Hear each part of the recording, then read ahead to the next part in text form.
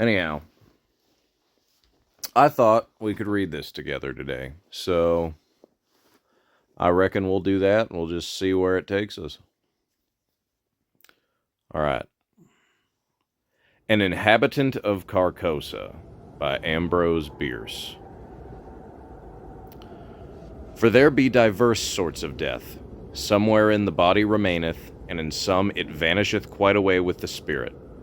This commonly occurreth only in solitude, such is God's will, and, none seeing the end, we say, the man is lost, or gone on a long journey, which indeed he hath. But sometimes it hath happened in sight of many, as abundant testimony showeth. In one kind of death the spirit also dieth, and this it hath been known to do while yet the body was in vigor for many years. Sometimes, as is veritably attested, it dieth with the body, but after a season is raised up again in that place where the body did decay.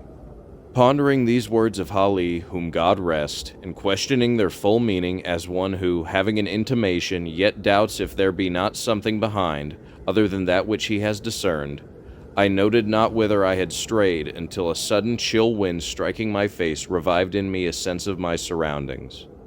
I observed with astonishment that everything seemed unfamiliar. On every side of me stretched a bleak and desolate expanse of plain, covered with a tall overgrowth of sere grass, which rustled and whistled in the autumn wind with heaven knows what mysterious and disquieting suggestion. Protruded at long intervals above it stood strangely shaped and somber-colored rocks, which seemed to have an understanding with one another and to exchange looks of uncomfortable significance, as if they had reared their heads to watch the issue of some foreseen event. A few blasted trees here and there appeared as leaders in this malevolent conspiracy of silent expectation. The day, I thought, must be far advanced, though the sun was invisible, and although sensible that the air was raw and chill, my consciousness of that fact was rather mental than physical. I had no feeling of discomfort. Over all the dismal landscape a canopy of low, lead-colored clouds hung like a visible curse. In all this there was a menace and a portent, a hint of evil, an intimation of doom. Bird, beast, or insect there was none. The wind sighed in the bare branches of the dead trees, and the gray grass bent to whisper its dread secret to the earth, but no other sound nor motion broke the awful repose of that dismal place. I observed in the herbage a number of weather-worn stones, evidently shaped with tools. They were broken, covered with moss and half sunken in the earth. Some lay prostrate, some leaned at various angles, none was vertical. They were obviously headstones of graves, though the graves themselves no longer existed as either mounds or depressions. The years had leveled all. Scattered here and there, more massive blocks showed where some pompous tomb or ambitious monument had once flung its feeble defiance at oblivion. So old seemed these relics, these vestiges of vanity and memorials of affection and piety, so battered and worn and stained, so neglected, deserted, forgotten the place, that I could not help thinking myself the discoverer of the burial ground of a prehistoric race of men whose very name was long extinct. Filled with these reflections, I was for some time heedless of the sequence of my own experiences, but soon I thought, how came I hither? A moment's reflection seemed to make this all clear and explain at the same time, though in a disquieting way, the singular character with which my fancy had invested all that I saw or heard. I was ill. I remembered now that I had been prostrated by a sudden fever, and that my family had told me that in my periods of delirium I had constantly cried out for liberty and air, and had been held in bed to prevent my escape out of doors. Now I had eluded the vigilance of my attendants, and had wandered hitherto. To where? I could not conjecture. Clearly I was at a considerable distance from the city where I dwelt, the ancient and famous city of Carcosa. No signs of human life were anywhere visible nor audible. No rising smoke, no watchdog's bark, no lowing of cattle, no shouts of children at play. Nothing but that dismal burial place, with its air of mystery and dread, due to my own disordered brain. Was I not becoming again delirious, there beyond human aid? Was it not indeed all an illusion of my madness? I called aloud the names of my wives and sons, reached out my hands in search of theirs, even as I walked among the crumbling stones and in the withered grass. A noise behind me caused me to turn about. A wild animal, a lynx, was approaching. The thought came to me, if I break down here in the desert, if the fever return and I fail, this beast will be at my throat. I sprang toward it, shouting. It trotted tranquilly by within a hand's breadth of me and disappeared behind a rock.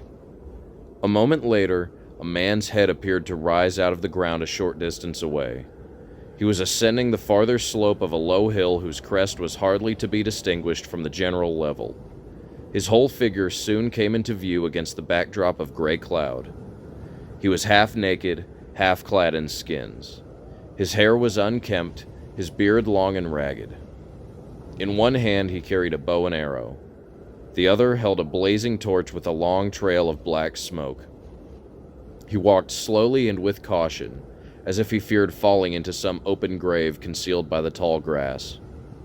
This strange apparition surprised but did not alarm, and taking such a course as to intercept him, I met him almost face to face, accosting him with the familiar salutation, "God keep you." He gave no heed, nor did he arrest his pace. "Good stranger," I continued, "I am ill and lost. Direct me, I beseech you, to Carcosa." The man broke into a barbarous chant in an unknown tongue, passing on and away. An owl on the branch of a decayed tree hooted dismally and was answered by another in the distance. Looking upward, I saw through a sudden rift in the clouds Aldebaran and the Hyades. In all these there was a hint of night, the lynx, the man with the torch, the owl. Yet I saw even the stars in absence of the darkness. I saw, but was apparently not seen nor heard. Under what awful spell did I exist?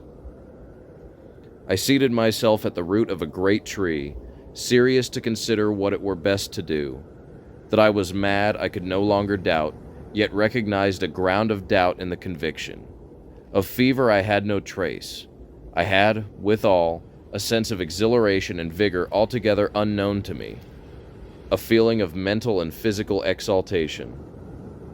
My senses seemed all alert. I could feel the air as a ponderous substance. I could hear the silence. A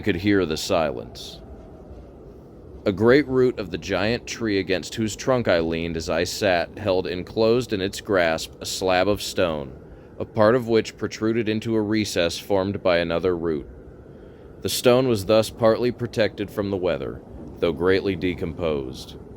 Its edges were worn round, its corners eaten away, its surface deeply furrowed and scaled. Glittering parts of mica were visible in the earth around it, vestiges of its decomposition. This stone had apparently marked the grave out of which the tree had sprung ages ago. The tree's exacting roots had robbed the grave and made the stone a prisoner.